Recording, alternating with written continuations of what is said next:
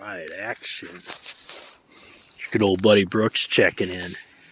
Backpacker Brooks, biker Brooks, builder Brooks, I don't know what I am. Thought I'd do a review of this Hammock Gear Incubator bottom quilt. I liked it because it had the shape, the contours of the hammock. I liked it because it had these provisions to help secure it. And for anybody who hasn't used an underquilt, a bottom comforter, bottom insulation, all termed about the same, they can get a little bit funky and complex, but you can move them from hammock to hammock, maybe, unless you have a particular bottom quilt for a particular hammock, which you might be best off doing. Sounds complicated, but anyway, this Incubator from Hammock Gear is pretty standard. That's another reason I got it. I thought they'd have about the basics to everything. You can adjust it back and forth with these, and then you have a tube that the quilt slides on. So far, I've decided I'd add a little bit thicker shot cord here. This happens to be a 40 Fahrenheit version, so they put a little lighter shot cord on some of it.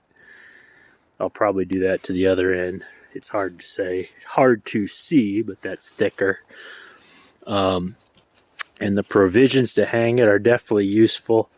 You can tell, it kind of gets funky and complex. I have these different loops in the ridge line. It's all a game. It might fit perfect on your hammock, or you might have to do some tinkering.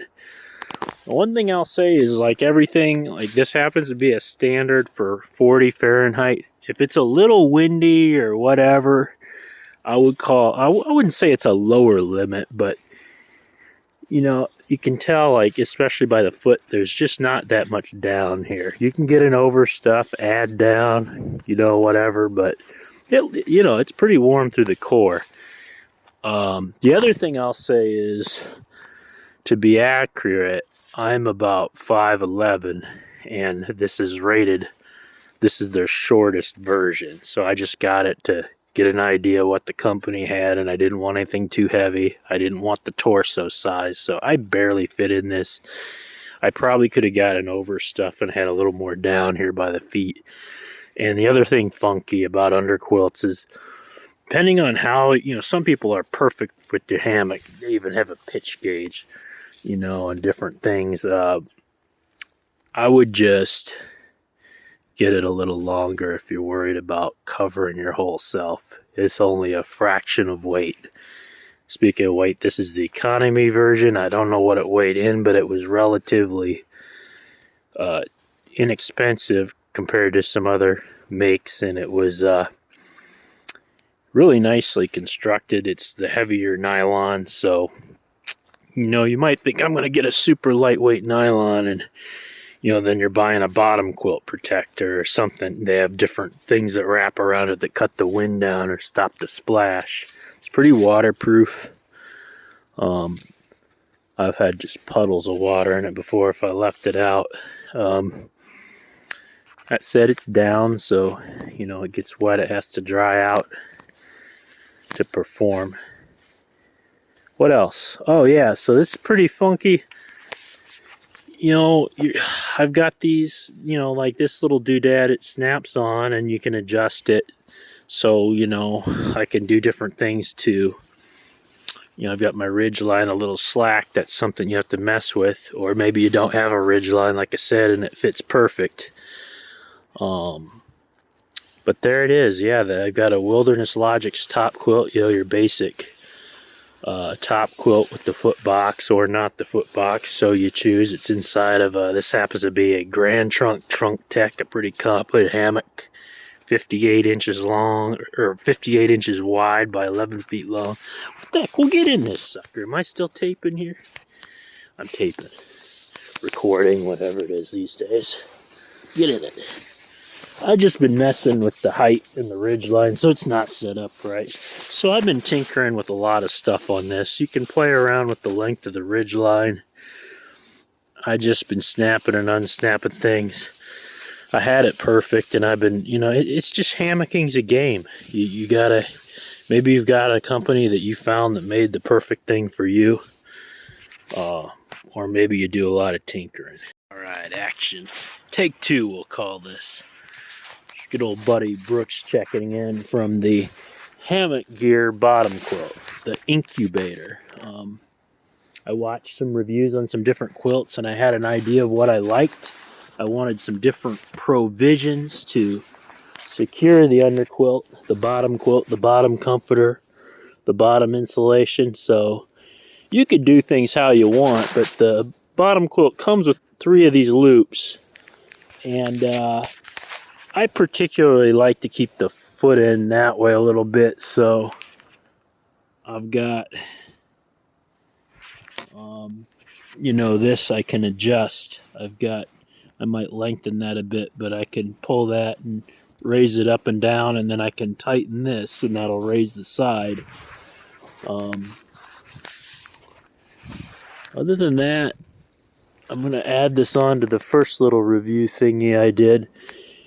Yeah, I just did some experiments with the ridge line, how to tie a ridge line. I just had some, you know, relatively, I think the rope was about $5. This came from Hammock gear. You could get it about anywhere. And I started here with a loop, and I saw about where I liked the underquilt, and I just kept tying loops. They don't weigh much. You could buy certainly a thinner line or an adjustable ridge line, or not do it at all. I'm just showing how I did it. And I also find this type of thing particularly useful for closing the hammock. When I want to fully close the hammock, I can grab these little doodads. Let's pull on it. And I can pull them shut. Hard to dupe it while you're trying to use the camera. But anyway, you get the idea. I can pull those shut, and the whole thing, you know, when you tighten them, the hammock, you know, so it doesn't blow all over the place. But yeah, hopefully this will give you a good idea of this Hammock gear incubator. I feel like out of all the reviews I saw, nobody was really using these things that much. And you talk to some of the people off the Hammock websites and stuff, or text or type or whatever, and you know, really this just only having these cables, shot cords come up to here and nothing here. I guess in general, like I had this loop, you could support it here. Before I had a little cord run through here.